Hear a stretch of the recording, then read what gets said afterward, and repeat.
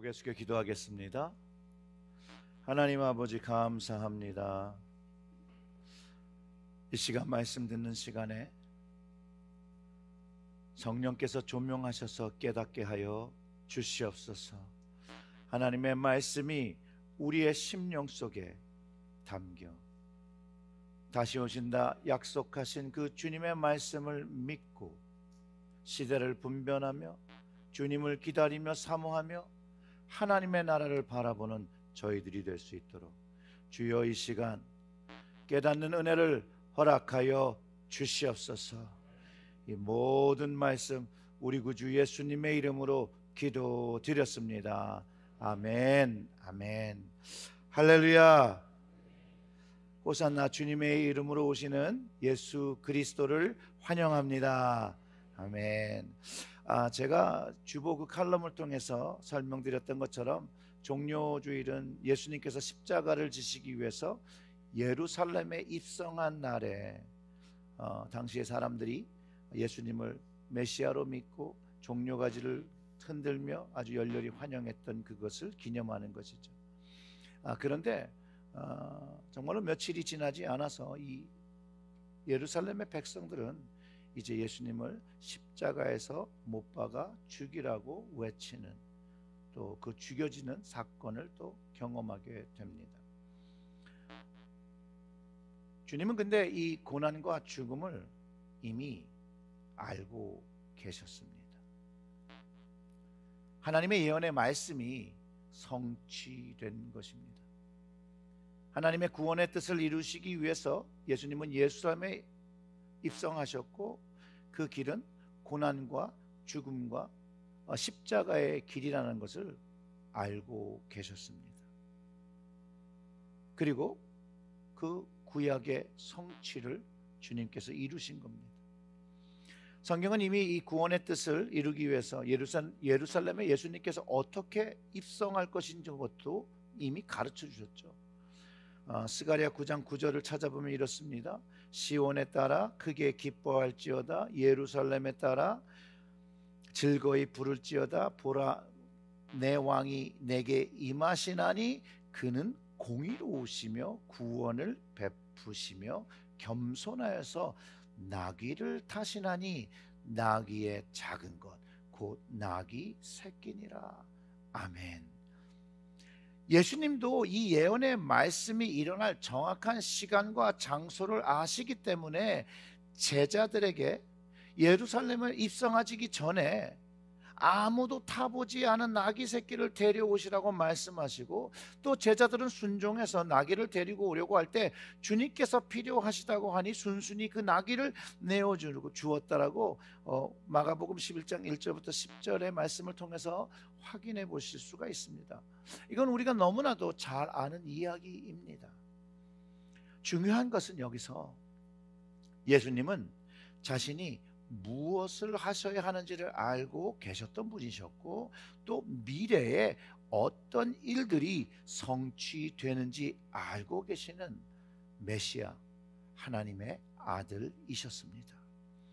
사람들이 주님을 환영하며 외쳤던 호산나라는 의미는 구원하소서라는 것이었는데, 사람들이 실제로 입술로는 호산나를 외쳤지만 자신들이 무슨 말을 하는지 잘 몰랐습니다. 왜냐하면 주님을 환영하며 구경했던 사람들이 이후에 예수님을 죽이는 일에 직접 참여했거나 방관했거나 모른 척했거나 도망가는 선택을 했던 이중적인 모습을 보였던 것이 역사적인 사실입니다. 그런데도 예수님은 어떠셨냐?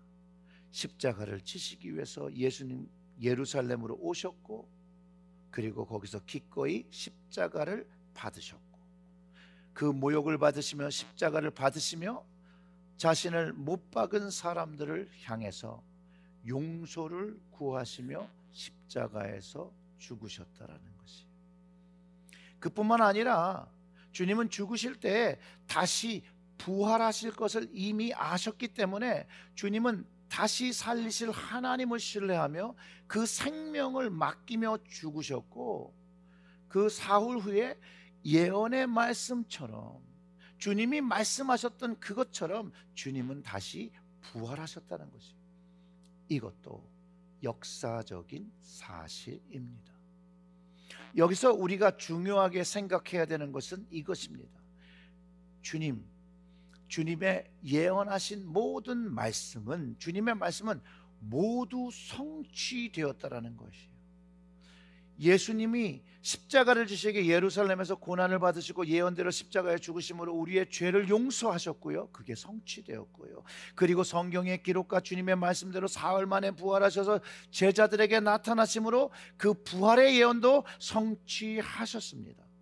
고린도전서 15장 6절의 말씀은 그 후에 500여 형제에게 일시에 나타나셨나니 그 중에 대다수는 살아있고 어떤 사람은 잠들었으며라고 하면서 부활하신 후에 많은 사람들이 주님을 보았고 부활의 증인이 되었습니다. 그리고 예수님은 어떻게 되셨죠? 어떻게 되셨죠? 예수님 부활하신 다음에 승천하셨죠. 사도행전 1장의 기록으로 보면 주님은 승천하셨고, 그리고 뭐라고 얘기했어요? 다시 오실 것이라고 가르쳐 주셨습니다. 사랑하는 성도 여러분, 승천하셔서 하나님 우편에서 우리를 위하여 간구하시고 계시는 그 주님은 다시 오십니다.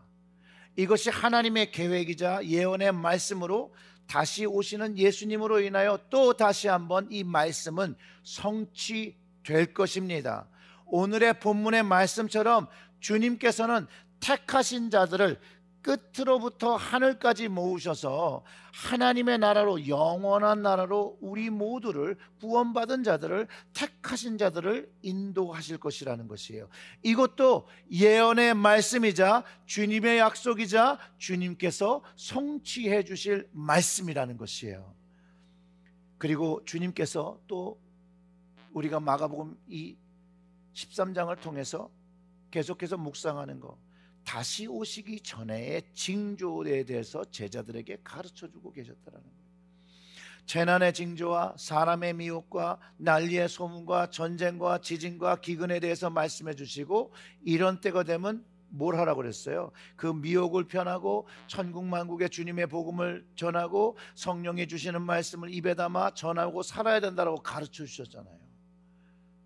또한 하나님의 교회에 멸망에 가증한 것들이 자리할 때 이제 환난의 때가 가까웠음을 예언해 주셨고, 이런 환난은 이전에도 없었고 이후에도 없었을 것을 가르쳐 주시면서 이 환난의 때에 오직 하나님의 은혜로만 구원받을 것을 가르쳐 주시고 그 은혜를 사모하며 살 것을 가르쳐 주셨고, 이미 가르쳐 주신 것을 지침 삼아서 마지막 때에는 믿음으로 견디어 구원을 받으라고 분명하게 말씀해 주셨다라는 것이에요.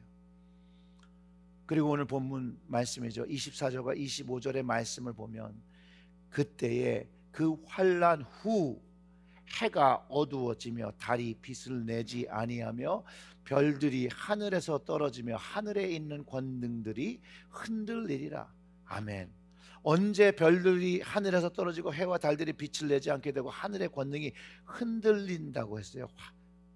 그때를 알지 못하나 그런 일들이 반드시 일어난다는 것이에요. 그 환난이 바로 후에 있은 후에 이 일들이 일어나게 될 것이에요. 주님께서 말씀하신 환난 이전과 재림의 때를 제외하고 예수님께서 말씀하신 예언, 예수님에 대한 예언, 예수님께서 가르쳐주신 예언이 이루어졌고 이제 이루어지지 않은 예언들이 여전히 있는데 그 예언들조차도 이루어진다는 것이에요. 그렇기 때문에 26절에 그렇게 말씀하신 거예요. 그때에 인자가 구름을 타고 큰 권능과 영광으로 오는 것을 사람들이 보리라. 세상에 사람들이 보는 것들이 다 흔들리며 하늘빛, 별빛을 잃어버리고 권능들이 흔들릴 때 참 권능이신 예수님께서 큰 권능과 영광으로 오는 것들 사람들이 보게 될 것이라고 가르쳐 주신 것이에요. 저는 그날을 보기를 소원합니다. 저는 그날을 사모합니다.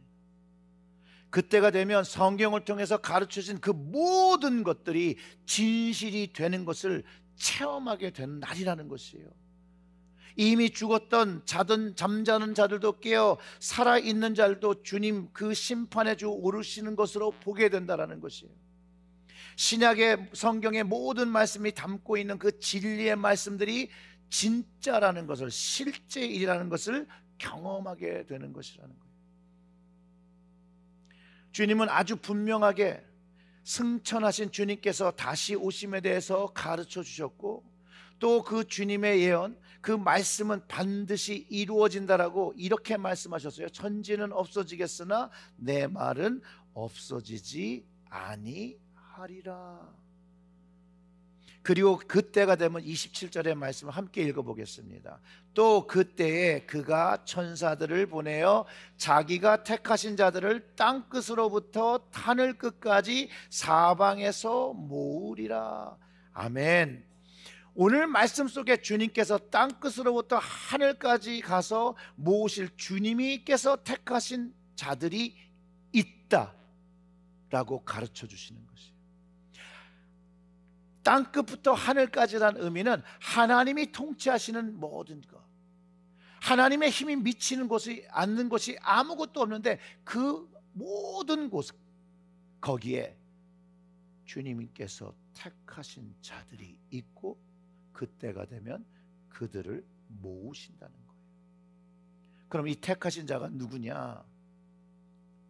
우리가 계속 묵상하고 있는 이 마가복음 13장에 의하면 이 택하신 자는 끝까지 주님을 향한 자기의 믿음을 지킨 자들이라고 이해할 수 있다는 거예요. 믿음을 지킨 자.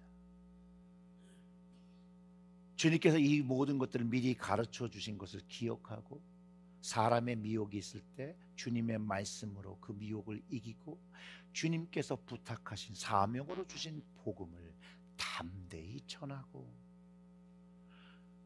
선물로 주신 성령의 인도하심을 받으며 믿음을 지킨 자임을 마가복음 13장의 문맥 속에서도 단언할 수 있다는 것이에요. 열왕기상 19장에는요 엘리사가 갈멜산에서 바알 선지자 400명과 아세라 선지자 400명과 대결하면서 하나님의 능력을 보이는 그런 일이 있고 거기서 아주 놀라운 대승리를 거둡니다. 어떤 일이 있었죠? 그 대결을 하기 위해서 제단을 쌓고 각자 자신의 신에게 기도해서 불을 하늘에서 내려 붙게 하는 그런 내기를 했죠. 그것을 통해서 참신이 누구인지 가리자고 했었어요. 바알과 아세라의 선지자들이 아침부터 정오까지 막 기도를 합니다. 근데 불이 내리지 않았습니다. 자신의 몸을 상해하면서 기도를 간절히 하지만 불이 내리지 않았습니다. 그 후에 엘리야가 제단을 쌓습니다. 거기에 도랑을 팝니다.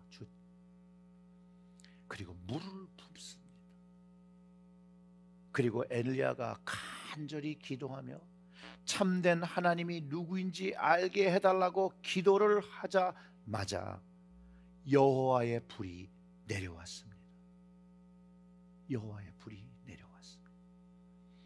열왕기상 18장 38절과 39절의 말씀을 읽어드리면 이렇습니다.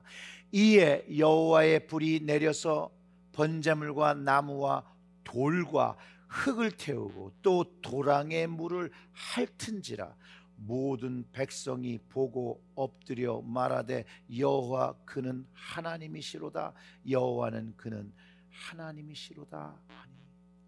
아멘. 이런 큰 승리가 있었어요. 근데 바로 이 승리 후에 엘리야의 모습은 여러분 어땠어요? 이사벨이 엘리야를 죽이려는 소식을 듣자 두려움을 느끼며 막 도망갑니다. 그리고 하나님을 믿고 자신과 함께하는 사람이 없다고 회의감과 자괴감에 빠지며 하나님께 오직 자신만이 남았다고 하소연할 때 하나님께서 그에게 들려주셨던 놀라운 말씀이 있었는데 그것이 18절의 말씀입니다. 그러나 내가 이스라엘 가운데 7,000명을 남기리니 다 바알에게 무릎을 꿇지 아니하고 다 바알에게 힘 맞추지 아니한 자니라. 아멘. 우리의 세상이요, 하나님을 온전히 믿지 않는 것 같고 너무 타락하고 믿음을 지키려는 사람이 나밖에 없다고 생각할 때에 그건 내 생각이에요. 하나님은 이 세상에서 우상에게 무릎을 꿇지 아니하고 현대판 바알에게 입맞지 아니하고 믿음을 지킨 남은 자들이 분명히 있다라고 말씀해 주시고 이 세상의 끝과 하늘까지 그들을 모으신다라고 말하시는 거예요. 심판의 날이 될 때 남겨진 이 7,000명과 같은 신실한 믿음의 사람들이 있는 것을 주님께서 말씀하셨다라는 거예요. 그렇기 때문에 믿음을 나 혼자 지키는 것 같이 내 마음이 무너질 때에, 그리고 그 마지막 때에 환난을 지나갈 때에 믿음을 지키고 세상에 지지 아니하고 타협하지 않는 자가 되어야 한다는 것이에요. 믿음을 지키는 자가 될 때 주님께서 우리를 찾아오실 거고 주님께서 우리를 모으실 것을 확실하게 선포하고 계심을 오늘 말씀이 우리에게 가르쳐 주신다라는 거예요. 하나님과 주님은 세상에 무릎 꿇지 않고 입 맞추지 않은 이들이 누구인지 알고 계심에 여러분 동의가 되십니까? 주님께서, 우리 하나님께서 사람의 미혹에 무릎 꿇지 않은 자 모르실까요? 천하 만국의 복음을 전하기 위하여 최선을 다하여 수고한 이가 누구인지 모를까요? 성령께서 믿는 자로 이 시대를 살아가려고 할 때 구원받은 자로서 세상을 향하여 말씀의 권위를 지키며 살라고 말씀하실 때 순종하여 그 말씀을 가감없이 전한 이들을 모르실까요? 알지요. 그 몇 명이 모두이신 것을 알지요. 머리카락 수까지도 아시는 하나님께서 모르실 리가 없습니다. 자, 그러면 여러분들, 우리들은 주님이 다시 오는 그날 천사를 보내서 땅끝으로부터 하늘까지 자기가 택하신 자들을 모으실 때 나는 주님 앞에 서게 될 사람이라는 것을 확신하십니까?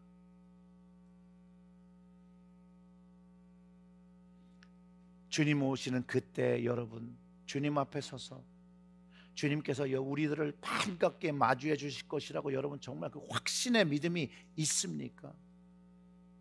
혹시 지금 우리의 마음 깊은 곳에서 성령이 주시는 찔림이 있어 그러면 어떡하지? 라는 그 내명의 음성이 있지는 않습니까? 오늘 이 말씀을 마음에 담고 어떡하지라는 그 내면의 음성이 있으시면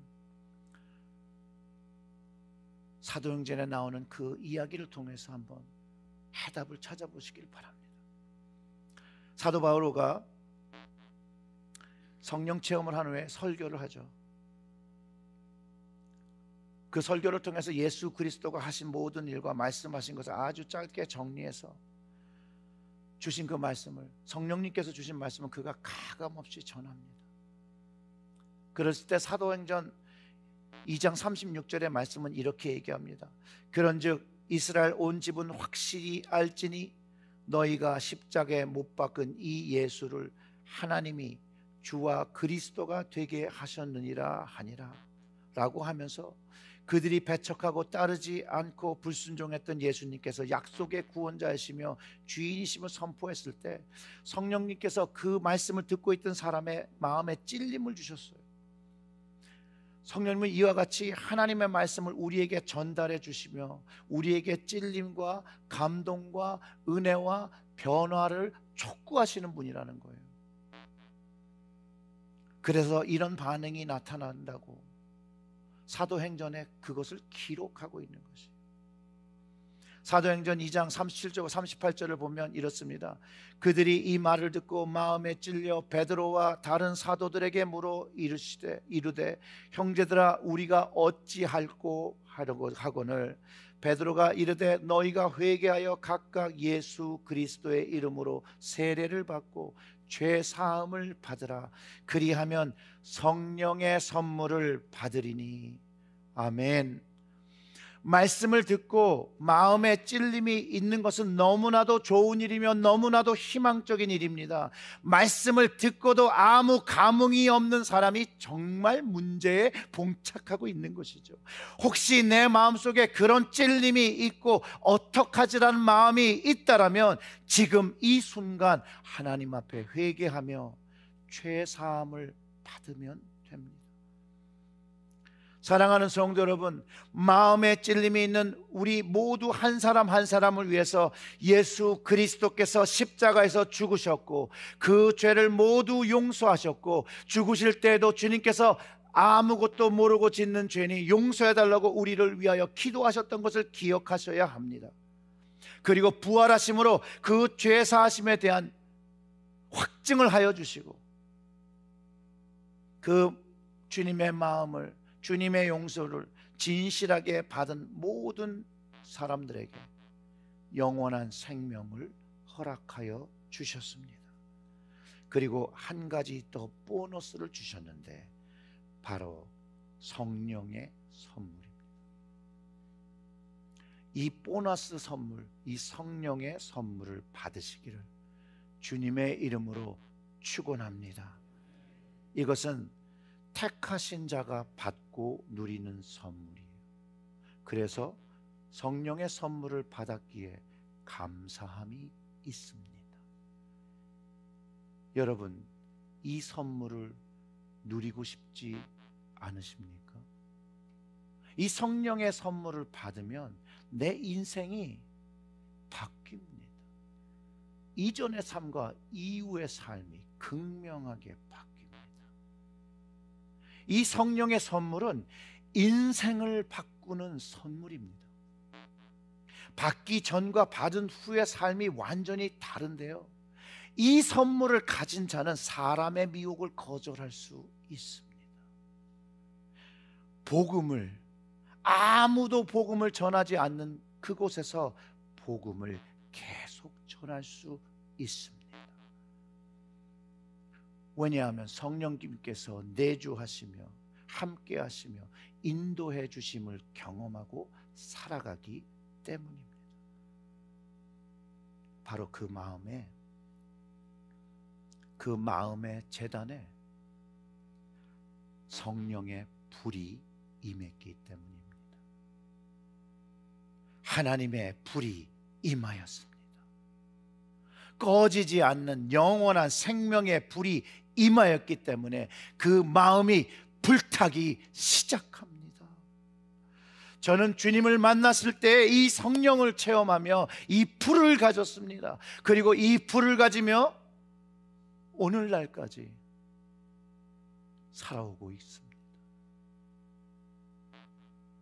어쩔 때는 캄캄한 세상, 현실 같아 무너지지만 이 불이 있어서 얼어붙은 마음을 녹여주고 이 불이 있어서 캄캄한 밤과 같은 현실을 밝혀주며 그리고 그 가운데 가장 은혜가 되는 것은 하나님이 함께 하심을 깨닫고 하나님 주심을 사명을 감당하기 위하여 말씀을 전합니다. 사랑하는 성도 여러분, 여러분도 그것을 받아야 하며 그 일을 감당해야 합니다. 이 구원의 은혜를 받아 그 마음의 자단에 성령의 불을 받은 사람, 그 택함을 받은 사람은 주님 다시 오심을 믿고 그 다시 오시는 길을 준비하게 된다라는 것이에요. 그래서 주님의 다시 오심을 믿는 자는 두렵고 떨림으로, 그 떨리는 마음으로 하나님의 은혜를 날마다 간구하며 살아갑니다. 왜냐하면 이 은혜가 없이는 이 불을 지킬 수가 없고, 이 불을 지키기 위하여 그 은혜를 구하며 살아갈 때 그것을 알기 때문에, 그것을 성령님께서 가르쳐 주시기 때문에 간절히 기도합니다. 말씀으로 무장하게 됩니다. 성령 충만을 간구합니다. 사랑하는 성도 여러분, 자기가 택하신 자를 모으시기 위해서 우리 주님은 오고 계십니다. 우리의 마음속에 주님 오심을 사모해야 합니다. 마라나타, 주 예수여 어서 오시옵소서라는 그 마음이 마음속에서 불과 같이 이르며 그 주님을 사랑하며 하나님을 사랑하며 하나님을 인정하며 살아갈 마음이 되어야 마지막 때에 믿음을 지키게 된다는 것. 사랑하는 성도 여러분, 우리 모두 그 마음에 하나님의 불을 받아 마지막 때에 믿음을 지키는 우리 체리힐제일교회가 되기를 주님의 이름으로 축원합니다. 아멘. 기도하겠습니다. 하나님,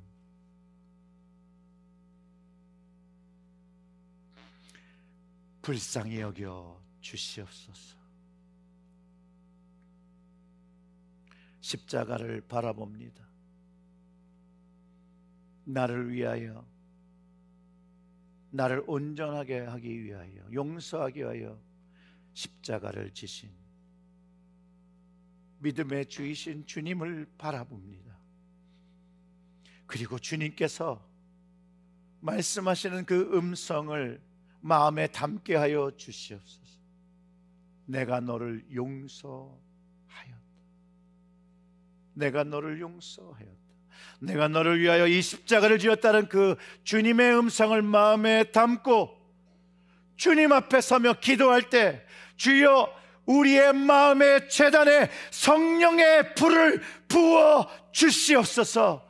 그리할 때 하나님 앞에 믿음을 지키며 택하신 자의 모습을 가지고 이 황량하고 이 황폐한 세상을 살아갈 수 있도록 주여 우리와 함께하여 주시옵소서. 이 모든 말씀 우리 구주 예수님의 이름으로 기도드렸습니다. 아멘.